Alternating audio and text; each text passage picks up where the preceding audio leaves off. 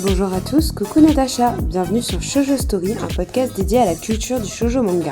Vous pourrez écouter le podcast 2 fois par mois où nous traiterons d'un sujet, d'un ou d'une auteure ou d'une série. Nous sommes heureuses de vous accueillir pour ce 7e épisode de Shoujo Story où nous allons vous présenter nos coups de cœur humour manga. Hello! Nous espérons que vous allez bien et que vous n'êtes pas trop déprimés par ce temps pluvieux en ce début de janvier infernal.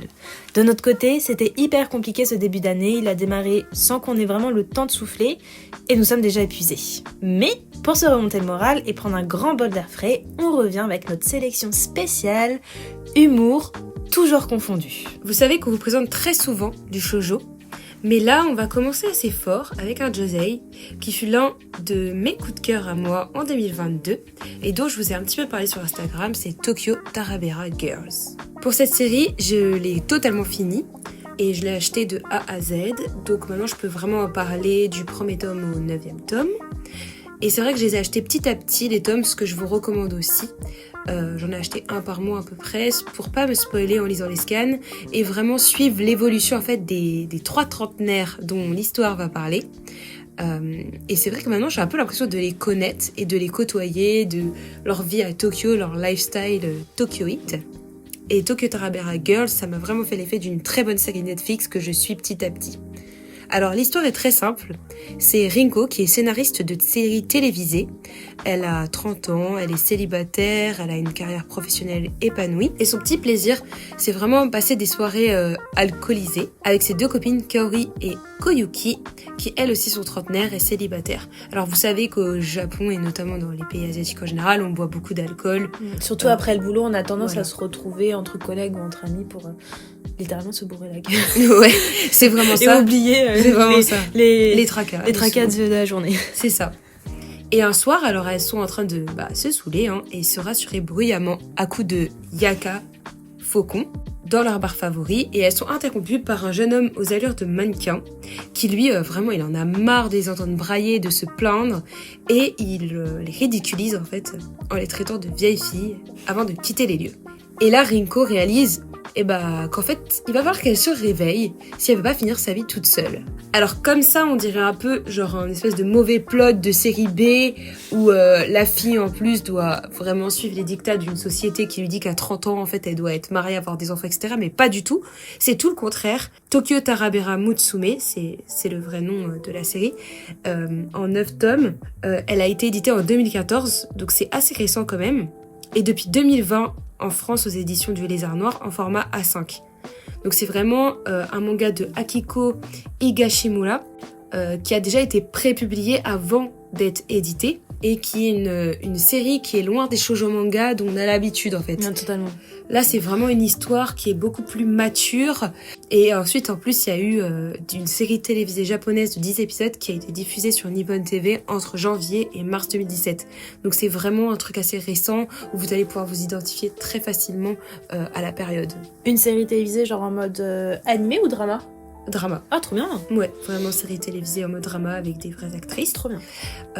Moi, c'est vrai que j'ai tout de suite aimé les personnages qui sont hyper proches de nous, comme je le disais, avec leur job, qui sont plus ou moins leur passion, et leur envie de s'accomplir et de fonder quelque chose de sérieux. Pour le coup, par exemple, Koyuki, elle travaille dans le restaurant de son père. Ensuite, on a Kaori qui, elle, est nail artiste. Et donc on a le côté créatif, l'autre côté qui est plus suivre les traditions familiales et la dernière qui elle en fait essaye tant bien que mal d'avoir son travail de passion et en même temps alimentaire. Donc là on voit vraiment très très bien que c'est la notion de s'accomplir en fait et de fonder quelque chose de sérieux. Donc ici le couple qui est mis à l'épreuve. Et loin des clichés, comme je le disais, du shoujo manga, ou du prince charmant, ou même du coup d'un soir, l'auteur elle a su retranscrire avec brio les relations amicales entre femmes, mais aussi les relations amoureuses dans toute leur complexité. Ce fameux moment de la trentaine où si tu es célibataire, tout le monde te tombe dessus, la pression vient de toutes parts, on te parle d'horloge biologique, surtout au Japon.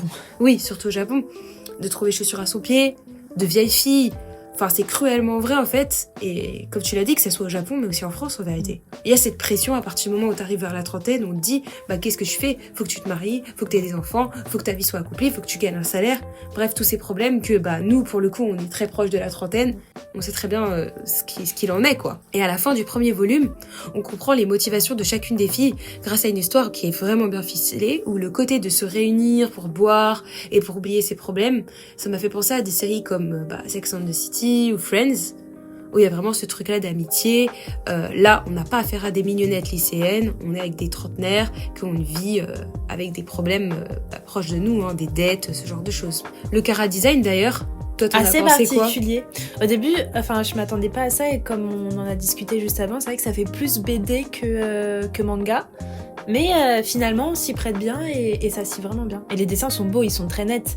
C'est juste que c'est différent, c'est moins fin, je trouve, que les mangas en général. Ouais, c'est plus incisif, c'est plus direct, mais très efficace. On perd pas trop de temps avec plein de détails au niveau des décors et tout. On est vraiment sur le personnage et sur l'action. C'est vrai. Les paysages sont clairs, corps simple, sans chichi, des yeux, comme tu l'as dit, objectivement, ils sont plus proches de la bande dessinée occidentale que du manga.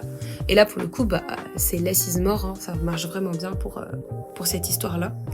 Et à la fin de chaque tome, alors là, c'est vraiment le côté humour à 100% pour le coup, puisque c'est quand même une histoire où ça mêle humour et drame ensemble. Et là, il y a une rubrique, mais vraiment, quand je vous dis, ça m'a fait hurler de rire. Genre, vraiment, j'en pouvais plus, en fait. Genre, c'est le courrier des lectrices. Et en fait, elles viennent se plaindre à l'auteur, qui leur répond de manière, mais vraiment... En fait, l'auteur, elle est sans scrupule. Elle est d'une franchise. Mais c'est à mourir de rire, quoi. Elle a vraiment aucun scrupule pour les remettre à leur place. C'est une franchise, je trouve, qu'on retrouve dans le manga en général. Oui. C'est ça qui fait du bien. Oui, vraiment, elle casse à fond les héroïnes, en fait. Elle leur fait pas de cadeaux. C'est pas, elle va les enrober dans du sucre, etc. Pas du tout. Elle est vraiment directe. Et là, pour le coup, avec les lectrices, mais c'est à mourir de rire, vraiment. Des fois, elle leur disait, mais tais-toi, retourne chez toi, et va lire des bouquins, ou va à l'école, genre des trucs, mais hardcore. Et franchement, c'est très très drôle. Donc je sais pas si on retrouve ça dans la série télévisée par contre, je n'en suis pas du tout sûre, mais par contre dans le manga, voilà, ça c'est le côté vraiment très humour. Et Rinko, le personnage principal, je finirai par ça, et ses amis, c'est vraiment un bol d'air frais qui vous permettra de décompresser et de rire beaucoup après le travail. Surtout l'humour en fait, qui est, comme je disais, qui est mêlé à merveille avec le drame, des scènes beaucoup plus sérieuses qui racontent le passé de chaque personnage. Les femmes, elles sont au premier plan dans toute l'œuvre. Et leurs sentiments, ils sont vraiment hyper bien retranscrits. Il n'y a qu'un seul homme, en fait, qui est mis en avant dans l'œuvre. Et vous comprendrez qu'il fait un peu évoluer aussi les personnages, malgré tout, malgré qu'ils soient jeunes. Et moi, j'ai adoré cette lecture. Pour les derniers tomes, c'est vrai qu'ils sont pas aussi incisifs que les premiers. Et pour le coup, on a quand même un happy end. Ah, cool. Oui, parce que bon, je pense que l'auteur aussi, elle voulait quand même faire plaisir aux lectrices, donc elle a essayé de faire un petit happy end, même si on s'y attendait pas de base. Et voilà, je vous dirais de le lire absolument si vous êtes en proie à des peines de cœur. Franchement, ça fait vraiment dédramatiser. Et même voilà. Juste si vous êtes dans un mood un peu dépressif, genre on sait que c'est le cas pour beaucoup de personnes, dont nous en ce mois de janvier. Ouais. Moi, j'étais pas du tout partante de base pour lire, je sais pas pourquoi. Et finalement, je l'ai lu dans mon bain. Et qu'est-ce que j'ai rigolé. En fait, ce que j'aime bien, c'est que c'est la première fois, je crois, que je lis un manga, du coup japonais, qui traite de ces sujets-là. Parce que souvent, je sais pas, au Japon, ils osent pas forcément te montrer des femmes célibataires à 30 ans, qui boivent comme des trous le soir, enfin tous les soirs, c'est presque des ivrognes, j'ai envie de dire. Hein. Qui ont un coup d'un soir. Qui ont des coups d'un soir, qui ont une vie sexuelle, qui hésitent pas, enfin... qui ne parlent pas en mode toute douce et tout, genre non, elles disent des gros mots, elles mâchent pas leurs mots, et je crois que c'est vraiment la première fois que je lis un manga avec autant de franchise et qui te montre une vérité de ce que c'est que d'être trentenaire et célibataire au Japon ou dans n'importe quel pays, et ce que c'est que d'être une femme en fait célibataire à 30 ans, et ça fait du bien d'avoir un peu des personnages qui soient réalistes et qui soient pas juste un peu niais et enrobés, comme tu dis, un peu de sucre et de... Du coup j'ai trouvé que c'était vraiment un bon tome. Une bonne découverte, j'ai hâte de lire la suite. Oui, c'est vrai que Natacha, pour le coup, elle a lu le premier tome que je lui avais prêté, et franchement elle a grave kiffé aussi. Donc si vous êtes, on va dire, des personnes assez ouvertes à tout type de lecture, je pense que c'est vraiment une histoire qui peut vous plaire et changer totalement des shoujo que vous avez l'habitude de lire. Ah ouais. Et même dans la manière de dessiner, comme on disait, franchement tout est vraiment très frais. La fin du premier tome est épique. Hein. Oui. Je m'attendais pas à ça. J'étais en mode, what? C'est vraiment, on est vraiment devant une série, quoi. Franchement, j'étais en mode, putain, mais pourquoi j'ai pas le 2e tome? Bref, et du coup, pour passer aux 2 prochaines recommandations, on voulait faire un peu des recommandations qu'on fait l'unanimité, en tout cas chez Shoujo Story. En premier, je voulais parler de Ouran High School, donc Uranos Club, qui, en fait, quand nous on était au collège, ce manga, c'était le shoujo à voir, un classique dans le monde de l'animé, et à l'époque, c'était vraiment un de nos mangas favoris qu'on a regardé plusieurs fois. Il n'y avait pas de publication du manga en français, je sais pas si c'est le cas aujourd'hui, je crois pas, je crois que c'est vraiment que l'animé en français, et par contre en papier, donc en manga, c'est en VO. Mais ouais, on regardait ça sur Hinata Online à l'époque, et ça fait vraiment rafler des souvenirs. Quand on a vu que c'était sur Netflix, on s'est dit, faut qu'on re-regarde. Mais ça, on va en reparler un peu plus tard. Pour ceux et celles qui ne connaissent pas ou qui ont pu oublier parce que ça date quand même de 2006, en fait, ça parle de Harui Fujioka, qui est une jeune femme venant d'une famille modeste et qui est boursière dans la prestigieuse école appelée Ouran. Un beau jour, tandis qu'elle cherche un endroit calme où réviser tranquillement, elle tombe nez à nez avec le club du cercle d'hôtes, composé de 6 jeunes hommes. Mais malheur, en essayant de s'échapper, elle brise sur le chemin un vase d'une valeur de 8 millions de yens. Inutile de vous faire la correspondance en euros, ça coûte très cher. Et pour rembourser cette dette, elle doit travailler pour eux et devenir, entre guillemets, leur esclave. Le hic, c'est qu'à cause de son apparence androgyne, tout le monde pense que c'est un garçon et elle fait rien pour en dire le contraire. Et afin de rembourser sa dette et de continuer à travailler dans le club, tenu exclusivement par des hommes, elle doit pas divulguer son secret et continuer à se faire passer pour tel. C'est une histoire en soi plutôt classique pour un shoujo qui avait fait son effet à l'époque. C'est une histoire très drôle qui enchaîne les blagues à toute allure. Et lorsque nous avons su du coup qu'il était disponible sur le catalogue Netflix, on avait hâte de se replonger dans cette histoire qui nous avait tant plu quand on était au collège. Et je vais pas vous cacher que de mon côté, en tout cas, la déception elle a été assez grande. Après, on a regardé ensemble. On a regardé ensemble, donc peut-être qu'on était un peu dans un mood à rigoler et à pas être à fond dans l'histoire. Je sais pas. Après, on a continué quand même à se dire que c'était... En fait, dès le premier épisode, on s'est dit, mais what the fuck, mais qu'est-ce qui se passe là? Franchement, on regardait l'écran, on se disait, mais qu'est-ce qu'on est en train de voir? Quelles sont ces scènes? On rigolait. Franchement, on continuait de rigoler, mais des fois, c'était parce que c'était très malaisant. Et j'ai trouvé que c'était hyper intéressant de voir à quel point un visionnage peut être différent en fonction de son âge, parce qu'on s'est rendu compte qu'il y avait énormément de sous-blagues qu'on pouvait pas comprendre à l'époque parce qu'on était trop jeunes. Et en définitive, j'ai envie de dire que ce manga, il est fait pour 2 générations. Donc une première génération très jeune qui appréciera le côté harem très classique dans les shoujo, avec la fille entourée de garçons, les blagues à répétition qui sont accentuées par la maladresse de l'héroïne, plus évidemment l'histoire d'amour. Et une autre génération qui est plus âgée et qui est familiarisée avec le monde du yaoi et du doujinshi. Et qui comprendront du coup mieux toutes les blagues sur ce sujet-là qu'on pouvait pas forcément comprendre à l'époque. Et c'est notre cas. Nous, on est maintenant plus âgés et on apprécie aussi cet univers, mais c'est pas pour autant que j'ai, en tout cas moi, aimé l'humour qui tournait autour de cette thématique-là. J'ai trouvé que par exemple les 2 jumeaux, c'était vraiment... Mais, en fait, là, je rigole, mais c'est rire malaisant. Ouais. Parce que c'était trop cliché. C'était vraiment des scènes où on disait, mais stop, quoi. Pas besoin d'en faire autant là-dessus, c'est... Tu me l'avais dit, mais c'était très proche du yaoi. Et là, c'est yaoi en mode entre frères, quoi. C'était ouais, c'était limite incestueux. C'était vraiment malaisant, des fois. Puis, quand même, c'est drôle, mais c'est malaisant. Ouais. Mais après, ça reste du coup un animé qui rentre dans la thématique de l'humour et comme tout tourne autour de ça, et même si c'est un peu mal vieilli et peut-être pour nous perdu de sa saveur, je pense que ça reste quand même un classique et ça peut être intéressant de le regarder pour se donner son avis dessus et au moins voir un peu comment ça a évolué, quoi. Par ailleurs, pour les personnes qui nous écoutent et qui aiment les dramas japonais, il existe une adaptation du même nom. Personnellement, on ne l'a pas vu, mais on vous conseille cependant le drama intitulé Anakimi, qui reprend exactement le même thème et qui est pour le coup un véritable chef-d'œuvre. Les acteurs sont des pépites. On y retrouve Iko Tatoma, Shunoguri, que Célia adore, qu'on adore toutes et tous. Oh my God. Et l'héroïne est jouée par Maki Horikita. C'était une actrice phare à l'époque, elle jouait dans tous les J-dramas.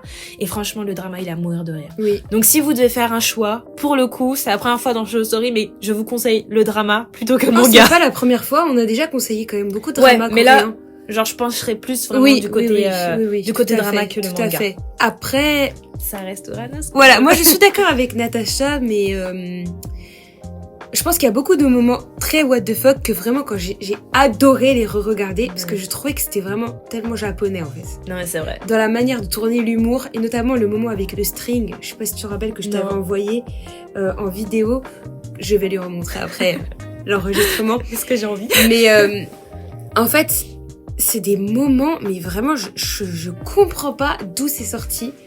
De la tête des producteurs pour le coup, mais franchement ça ramène du peps en fait, ces moments iconiques, de l'énergie. Ah c'est vrai qu'il y a beaucoup d'énergie. Hein. Et ça c'est très agréable, Le seul bémol en fait de cet animé, je pense, tu me diras ce que t'en penses toi aussi, mais je pense que c'est l'authenticité des sentiments des personnages. Bah c'est justement ce que j'allais dire, c'est que dans mes souvenirs ça n'allait pas aussi vite. Oui. Et ça va extrêmement vite dans les sentiments, dans l'évolution du plot amoureux. Tout à fait. Et Tamaki, par exemple, je trouve qu'il a une fougue, mais une fougue qui est toujours tournée au ridicule. Ouais. Ou en autodérision. Il n'y a jamais de sérieux. Il n'y a jamais de sérieux, vous voyez. Il n'y a jamais de scène love où vous allez vous dire « Waouh, c'est trop mignon, ils sont vraiment adorables ensemble. » Et en vrai, c'est ce qu'on demande un peu au shoujo aussi. Mais là, c'est full humour. Je pense que vraiment, l'autrice, elle s'est dit on reste sur la thématique principale qui est l'humour, what the fuck, et sur fond shoujo, school life et hot. Et harem. Ouais, harem, hot. Et chacun a son caractère quand même. Ouais. Donc Tamaki, c'est le king, il est à moitié français. Donc, soi-disant, comme il est français, vous connaissez les clichés des Français au Japon. Hyper romantique. Voilà, hyper romantique, dégoulinant, etc. Grands élans lyriques. On a donc les deux jumeaux dont vous parlez, Hikaru et Kaoru, qui eux, jouent vraiment sur le côté incestueux que nous, on n'a pas du tout aimé. Mais bon, après, au Japon, on sait qu'ils ont parfois des fantasmes qui peuvent dépasser le réel. Ensuite, on a Annie, qui rappelait fortement Momiji dans Fruit Basket. Ouais, physiquement et mais nous, il nous a gênés, hein. Ouais. Nous, il nous a gênés, il fait trop bébé, quoi. Ouais, il fait trop bébé, ça dénote. pas. Contrairement à Momiji, je trouve qu'il y a vraiment un fond sérieux qui est... Son histoire est hyper touchante et son personnage est incroyable. Là, je trouve que ça dénotait dans... Ouais, ça allait pas du tout. Tu te dis, il sert à quoi? Et il y avait Kyuya aussi. Ouais. Donc, le vice-président. Donc, là, c'est assez intéressant. Je trouve son personnage, c'est le plus intéressant parce qu'il ramène du drame. Ouais. Et il y a un truc familial aussi. Enfin, je vous dirai pas parce que je vais pas vous spoiler, mais il y a un truc familial derrière qui est intéressant d'être le meilleur et tout, qui est très japonais aussi, dans la manière de penser la réussite. Et ensuite, il y a Mori. Bon, peut-être je le trouvais toujours beau, mais bon, il est muet, quoi. Il ne parle pas. Bah, c'est pour ça, en fait. Moi, je pense qu'il m'allait bien parce qu'au moins, il disait pas de bêtises et il était pas malaisant. Voilà, mais on vogue vraiment de cliché en cliché et c'est ça le ressort humour que va utiliser tout le manga en permanence. Et ensuite aussi, dernièrement, je dirais que ça apporte d'autres sujets, comme avec le père de Haruhi, qui lui aussi va sortir du lot parce qu'il s'habille de manière féminine, donc avec des perruques, du maquillage. Là aussi, vous voyez que c'est méga cliché, hein. Parce que c'est ancien, je pense qu'ils n'avaient pas malheureusement encore toute la maturité qu'on a autour de la transidentité, du drag, genre, etc., du drag et tout, ouais. Et je pense que du coup c'est c'est amené de manière maladroite. C'est dommage. Ouais. Mais de toute façon, je pense que le sujet en lui-même de la binarité, ici, de masculin-féminin, parce que c'est sur ça que joue toute l'œuvre, hein, le fait que Haruhi soit habillé en garçon, voilà, et ça joue, ça joue sur ça. Je pense que c'est hyper intéressant, mais que c'est hyper cliché, et que même si on a passé un super moment à regarder ces fous s'amuser, se lancer des défis, et il y a quand même le fait qu'il faut le regarder au millième degré, parce que ça manque d'authenticité. Ça aurait pu avoir un tout petit côté un peu plus dramatique qui aurait apporté à ce manga vraiment un truc extraordinaire. En fait, il faudrait un Uranus Club de 2023. Il faudrait qu'il refasse et qu'il réadapte le manga en 2023 avec...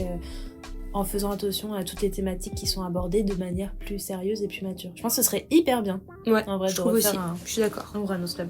Alors, pour la suite de mes recommandations, je vais vous proposer du coup un autre shoujo, mais je tenais quand même à préciser que, en vrai, si ça ne tenait qu'à moi, je vous parlerai sans hésiter du manga Switch Girl, qui est mon manga humour préféré de tous les temps, parce que j'ai rarement autant rigolé en lisant un manga.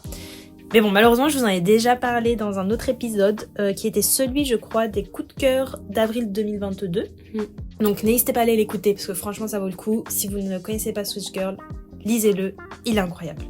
D'ailleurs, vous pouvez trouver les tomes vraiment pas chers dans les magasins d'occasion, parce que c'est une série assez ancienne, donc ça se revend pas très cher. Mais à la place, j'ai décidé de vous parler de ma dernière lecture du moment qui s'appelle Love Mix-Up de Inekure Wataru et Haruko, paru en 2019 au Japon et 2022 en France. Ce manga, il a accumulé beaucoup de prix. Donc en 2020, il a reçu le grand prix du e-book Japan Manga 2021. En 2021, il est en 9e position du classement manga féminin du Kono Manga ga Sugoi. Et en janvier 2022, il est élu meilleur shoujo lors des 67e Shogakukan Manga Award. Et c'est une série en 9 volumes. 3 sont déjà édités en France. Donc, dans cette histoire, nous y suivons Aoki, un jeune étudiant amoureux de sa voisine de table Hashimoto. Ou Hashimoto, je sais plus. Hashimoto, je crois. Et lors d'un contrôle, il lui demande s'il peut emprunter sa gomme et découvre que sur celle-ci, il est inscrit le prénom de Ida, qui est assis juste devant lui. Il comprend qu'elle en est amoureuse et par maladresse, il fait tomber cette gomme qui est à ramasser par Ida. Et ce dernier, lorsqu'il voit son prénom écrit sur la gomme, il pense donc que Aoki, notre héros, est amoureux de lui. Bref, un quiproquo pas possible. Un quiproquo de fou. Et en fait, cette histoire, ça va être que des quiproquos sur quiproquos, c'est ça qui va être trop drôle. Pour vous dire, au début, j'avais commencé à regarder l'adaptation en J-drama qui était disponible, je sais plus sur quelle plateforme, pas Netflix, mais une autre plateforme, et j'avais détesté. Je sais même pas si j'avais terminé le premier épisode, je trouvais que l'histoire était pas du tout crédible, c'était surjoué. Le côté maladroit et quiproquo, ça prenait pas, donc j'avais laissé tomber. Et un beau jour, je suis tombée sur des scans du manga, et je suis vraiment tombée amoureuse des dessins qui sont sublimes. Donc j'ai décidé de laisser une seconde chance à cette histoire, et en fait... heureusement. J'ai pour le moment lu les 2 premiers tomes et je n'ai pas arrêté de rigoler tout au long des pages, rien à voir avec le drama. La version originale du manga est 1000 fois mieux. J'avais peur que, encore une fois, les malentendus à répétition soient lassants, mais pour le moment, je trouve qu'ils s'enchaînent tous avec naturel et rendent l'histoire plutôt crédible. Je sais pas ce que ça va donner sur de long terme, mais j'ai bon espoir. Les personnages, ils sont tous hyper touchants, leur évolution est très intéressante, et je mets un point d'honneur sur la manière dont l'auteur nous y montre tout type de relation, et pas seulement hétéro, parce que, comme vous en doutez, comme il y a un quiproquo entre notre personnage principal et le soi-disant amoureux, enfin, le crush de Hashimoto, ça peut créer un lien, du coup, entre ces 2 hommes-là. Bref, j'ai regardé un peu les critiques et les reviews sur le manga, j'ai l'impression que tout le monde est plutôt d'accord pour dire que c'est un super shoujo humoristique, donc, on vous le conseille. Et maintenant, on finit par nos meilleurs shonen humour, puisque oui, on vous avait prévenu, aujourd'hui, c'est un peu de tout mixé. Pour tous les goûts. Pour tous les goûts. Et je vais passer donc à 2 shonen que j'adore. Le premier, c'est un animé que j'ai totalement découvert au hasard, en fait, il y a 2 ans, et que j'avais adoré, parce que j'avais besoin de me vider la tête. Et si vous cherchez encore une fois un animé what the fuck, je vous le conseille à 1000%, parce que parfois on a juste besoin de souffler un peu dans un rythme effréné, et c'est un truc complètement déjanté en fait, ça permet de lâcher la pression et de s'évader. Le nom c'est Saikikuso no Psinan, ou la vie désastreuse de Saikika. C'est une série de mangas shonen qui a été créée par Shuichi Aso, et elle est prépubliée entre le 14 mai 2012 et le 26 février 2018 dans le magazine hebdomadaire Shonen Jump, le Weekly Shonen Jump. Donc en plus, dans quand même un très très bon magazine de prépublication. Aujourd'hui, c'est 26 volumes qui sont édités aux éditions Shueisha. Et il y a une série, bien sûr, animée, vous en doutez bien, puisque moi, je l'ai regardé en animé. Le speech, c'est Saikikuso, qui est un étudiant de 16 ans qui possède plusieurs dons surnaturels, dont la télépathie et la télékinésie. Et c'est des pouvoirs dont n'importe qui rêvait, mais qui causent à notre héros un certain nombre de problèmes. Et il essaye d'avoir une vie normale. Donc un speech hyper simple, vous avez vu, il n'y a pas 3000 trucs. C'est juste un mec qui essaye de vivre une vie normale parce que c'est un demi-dieu. C'est pas le mec qui a les cheveux rouges et qui a des antennes là ? Si, c'est ça. Ah, j'ai toujours voulu regarder en plus. Voilà. Alors déjà, donc la première chose qu'il faut savoir sur ce manga, c'est que Saiki ne parle pas. Ouais. C'est un personnage que l'on n'entend que par télépathie. Donc, genre, ça me fait rire. Et dans le manga papier, il ne parlera que 3 fois. Donc ça, c'est le premier ressort comique. Donc il y a plein de références qui se logent dans l'œuvre, ça je vous laisse les découvrir. Mais déjà, juste le prénom Saikikuso, en fait, c'est en japonais Saikikusu, et ça veut dire psychique en fait. Ça veut dire les psychos, vous voyez. Donc déjà, vous avez compris un peu l'ambiance du personnage. Donc ensuite, vraiment, je parlerai de l'enchaînement simple et vif des épisodes. Franchement, le visionnage, il est extrêmement fluide et distrayant. C'est le genre de série, franchement, pour vous dire sincèrement, on la regarde de toilette, quoi. Vraiment, ça va hyper vite. Genre en 20 minutes, c'est plié. On comprend pas trop la chronologie des événements, mais on s'en fout. Parce qu'en fait, dans la saison 2, tout devient plus clair. Bon là, je vous spoil pas encore une fois. Et tout ce qui est drôle, c'est que tout repose sur le fait que Saiki, c'est un demi-dieu, comme je disais, au pouvoir illimité, qu'il a un dispositif de contrôle des deux côtés de sa tête. C'est ça. Et c'est jamais retiré, sauf en cas de nécessité absolue.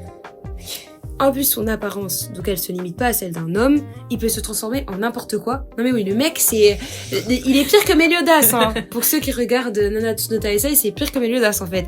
Le mec, il lui faut 2 heures pour se transformer. Il peut devenir une femme, qui s'appelle Kuriko. Il peut devenir un chat. Voilà quoi, il a les cheveux roses, il a l'uniforme de l'académie dans laquelle il va pendant tout l'animé, et c'est ce qui fait de cette histoire aussi un véritable school life humoristique, puisqu'on va apprendre à connaître tous les personnages qui gravitent autour de lui. Et lui, en fait, il en a rien à faire d'avoir des amis. Mais tout le monde veut être ami. Lui. Oui, mais tout le monde veut être ami avec lui. Mais lui, il en a rien à faire. Lui, tout ce qu'il veut, c'est manger des gelées de café et qu'on le laisse tranquille, qu'on le laisse vivre sa vie. Donc c'est un peu une sorte de tsundere. Il est complètement désintéressé, mais par contre, vous vous en doutez bien, il a ce petit côté attachant où il est prêt à sacrifier son propre bonheur pour le bien des autres. Et tout ce qu'il désire, même si tout ce qu'il désire, c'est d'être tranquille. Voilà, donc c'est un ami qui fait beaucoup de bien, vous passerez un bon moment, vous rigolerez beaucoup. Et d'ailleurs, pour introduire le prochain manga dont je vais vous parler, faut savoir que Kusuo, il a fini par faire plusieurs croisements avec les différentes séries de Jump, et notamment, son père l'a invité une fois entré dans le Yukihira Dinner, où il rencontre Soma et le monde de Food Wars. Bah, quand on parle de Food Wars, cet animé, alors là, c'est pareil, je pense que j'en avais pas trop parlé, mais je suis une très très grande amatrice d'animés sur la cuisine et la nourriture en général. J'adore les animés sur la cuisine. Et franchement, Food Wars, ça n'a pas échappé à la règle. J'ai découvert pendant le confinement et je cherchais un nouvel animé sans prise de tête à regarder. Et au visionnage du premier épisode, mais quel choc! Vraiment, je savais pas si j'allais aimer en fait, mais je m'attendais pas du tout à une compétition si déjantée et absurde.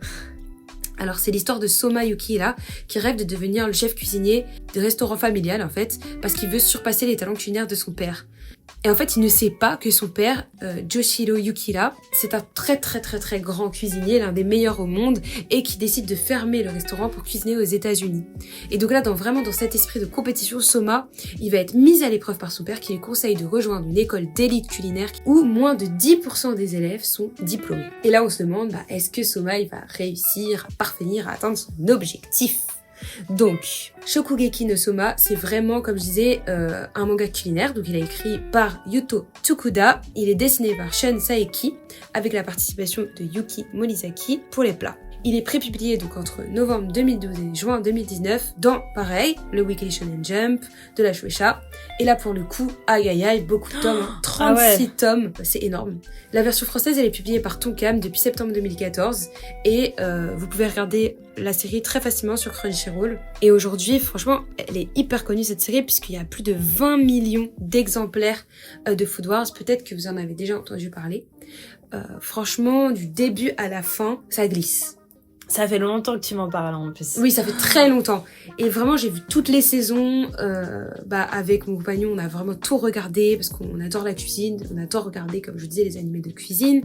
Et pour le coup, au-delà du côté humoristique, parce que il y a le ressort comique, en fait, du fait que dès qu'il goûte un plat, il se retrouve nu. Donc c'est un peu le côté ecchi du manga. Et c'est ça qui est complètement what the fuck. Tu comprends pas le rapport, en fait, entre le plat et le fait qu'il se retrouve nu. Et ça, il y en a beaucoup d'ailleurs qui décrédibilisent le manga par rapport à ce côté-là, très ecchi, du fait qu'il se retrouve nu. En fait, c'est ça qui le rend original. Mais c'est ça qui le rend original, parce que c'est ça le ressort comique, et en fait, leurs réactions, elles sont disproportionnées. C'est ça qui est super drôle, et malgré tout ça, le scénario, il est super. Vous voyez, c'est pas comme dans Ouran où ça manque d'authenticité. Là, pour le coup, on se croirait dans un Top Chef au Japon. Et on y découvre tellement de saveurs. Enfin, franchement, tous les épisodes, vous avez l'eau à la bouche. Il y a au moins 2-3 plats. Tous les épisodes qui sont mis en plus en gros plan dessinés. Si vous aimez les plats dans les Ghibli, par exemple, les dessins des plats dans les Ghibli, vous allez adorer. Là, pour le coup, c'est du grand art, vraiment. Tu vois que les animateurs, ils ont vraiment travaillé, en fait, sur le dessin du plat dans les duels de cuisine, puisque, bien sûr, on fait le tour du monde à travers ces fameux duels de cuisine de personnages, parce qu'il y a vraiment une ribambelle de personnages, on a au moins une vingtaine, on a vraiment l'occasion de s'attarder sur chacun, je dirais plus sur leur type de cuisine que sur leur histoire, mais dans l'idée, c'est quand même super intéressant. Il n'y a pas vraiment de méchants à battre, même si dans les dernières saisons, on a quand même des figures, on va dire, d'obscurité, de dark, mais en vérité, ils sont pas vraiment méchants, c'est de la cuisine, quoi, vous voyez, c'est pas des meurtriers, quoi. Donc c'est dans le style Neketsu, c'est plus un côté compétitivité de lequel fera le meilleur plat, lequel va vraiment faire arracher des vêtements au jury. C'est beau parce qu'il y a plein de thématiques différentes qu'on adore dans les mangas, quoi. Oui, voilà, il y a plein de thématiques différentes du Neketsu que vous allez retrouver, puisque c'est un shonen, donc le but c'est d'être le meilleur, d'avoir une initiation à quelque chose. Ici, c'est la cuisine. Comme je disais, il y a vraiment beaucoup de mystères autour de la famille de Soma. On a vraiment envie de découvrir son histoire. Et moi j'aurais voulu que ça soit plus poussé, mais je pense que c'est le cas dans le manga. C'est juste dans l'animé où c'est un peu mis de côté, parce qu'il y a 36 tomes, c'est énorme. C'est énorme. 36 tomes, c'est énorme. Une grande bibliothèque, hein. Oui, aussi. Et ce qu'on aime chez Soma, c'est vraiment qu'il est capable de rompre avec les procédures ordinaires pour cuisiner des plats mais totalement innovants, tourner la situation à son avantage. C'est un couteau suisse.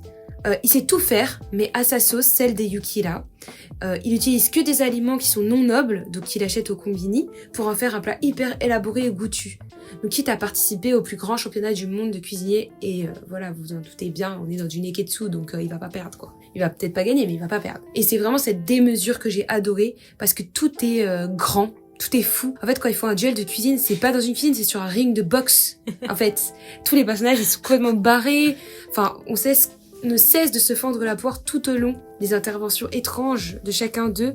Et si vous aimez la cuisine, le slice of life et l'humour, franchement, c'est un manga qui est fait pour vous. Il y a beaucoup de saisons et en plus, vous allez pouvoir saliver, mais comme jamais. Ça donne faim déjà. Oui, ça donne trop faim ce manga. Faut pas regarder quand on a faim.